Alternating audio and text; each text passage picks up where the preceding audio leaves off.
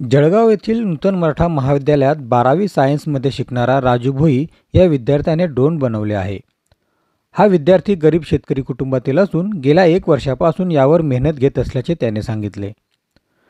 Drone बनवताना इंजिनिअरिंगला असलेल्या मोठ्या भावाचे व शिक्षकाचे मार्गदर्शन लाभले। विज्ञान दिनानिमित्त महाविद्यालयात त्याने बनवलेल्या ड्रोनचे प्रात्यक्षिक करून दाखवले।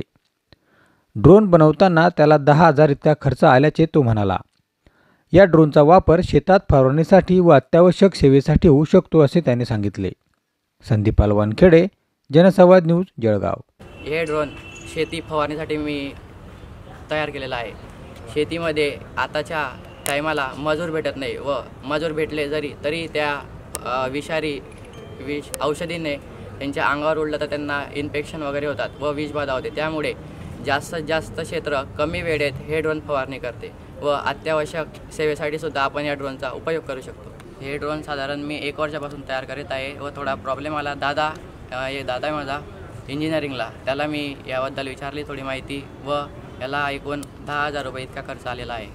नूतन मराठा महाविद्यालयाचे सायन्स असोसिएशन हे नेहमीच वर्षभर विविध कार्यक्रम विद्यार्थी आणि विद्यार्थ्यांच्या गुणांना वाव देण्यासाठी राबवत असते आणि आम्ही त्या अनुषंगाने राष्ट्रीय विज्ञान दिन 28 फेब्रुवारी आज आहे, त्या अनुषंगाने आम्ही विज्ञान सप्ताह राबवत आहोत आणि त्यात नूतन गोल्डन सायन्स स्टुडंट असे शोधून आम्ही त्यांना प्रोत्साहन देत असतो। त्या अनुषंगाने हा जो राज भोई विद्यार्थी हा मला एक शंका विचारायला आला की सर हा पार्ट्स मी असं करतो हे ड्रोन बनवतो आहे तर हा कुठे मिळेल, आणि मी त्या अनुषंगाने त्याला संपूर्ण विचार केला आणि त्याला सांगताना असं सांगितलं की याच्यात तू अजून काय उपयोग करू शकतो, आणि त्याने सांगितलं की मी शेतात काम करत असताना माझे वडील वयोवृद्ध आहेत आणि त्यांना खूप त्रास होतो आणि मजूर मिळवताना सुद्धा त्रास होतो, तर फवारणी करण्यासाठी मला अडचण येते। त्या अनुषंगाने मी तो विचार करून हा ड्रोन बनवत आहे।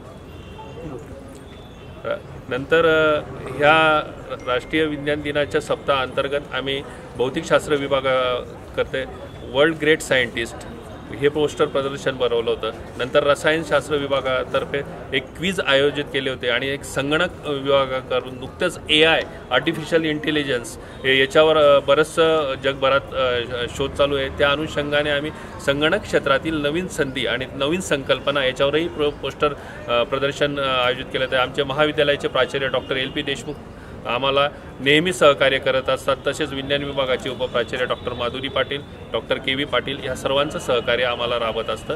धन्यवाद।